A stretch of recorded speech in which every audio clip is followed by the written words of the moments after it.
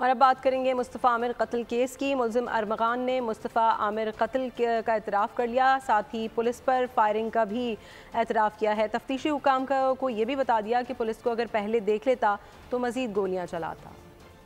मुस्तफ़ा को मैंने मारा, पुलिस पार्टी पर भी मैंने फायरिंग की। मरकजी मुलजिम अरमगान ने बड़ा एतराफ़ कर लिया। मुस्तफ़ा आमिर कत्ल केस के मरकजी किरदार अरमगान ने तफ्तीशी टीम के सामने सब कुछ उगल दिया। एतराफ़ किया कि पहले फोल्डिंग रॉड से तशद्दुद किया, फिर 3 फायर किए। मुस्तफ़ा के हाथ पाँव बांधे, मुंह पर टेप लगाया और हब ले जाकर गाड़ी को जला दिया। गाड़ी में मुस्तफ़ा जिंदा और नीम बेहोशी की हालत में था। अरमगान ने पुलिस छापे से मुतालिक बताया कि पुलिस को बर वक्त देख लेता तो मुकाबला और भी तवील होता। अरमगान ने पुलिस पर 22 गोलियां चलाई। फायरिंग WP-47 राइफल और M4 से की गई। मुलजिम अरमगान जिस जगह से गैर कानूनी कारोबार चलाता था, वहाँ की फुटेज भी मंजर आम पर आ गई। अरमगान के घर से जिस लड़की का DNA मिला, उसकी निशानदही हो गई और लड़की की तलाश जारी है। पुलिस हुकाम के मुताबिक अरमगान नशा करने के साथ साथ नशा फरोख्त भी करता था। अरमगान ने जाली शनाख्ती कार्ड भी बना रखा था। घर की CCTV फुटेज भी हासिल कर ली गई। उधर मुस्तफ़ा अगवा और कत्ल केस का दायरा कार मजीद बढ़ा दिया गया। बलूचिस्तान पुलिस ने भी तहकीकात का आगाज कर दिया। महकमा दाखिला के जरिए मुस्तफ़ा की गाड़ी को कराची लाया जाएगा। अरमगान के घर से बरामद लॉकर्स को खुलवाने के लिए भी खत लिखा जाएगा। दूसरी जानिब वज़ीर दाखिला सिंध ने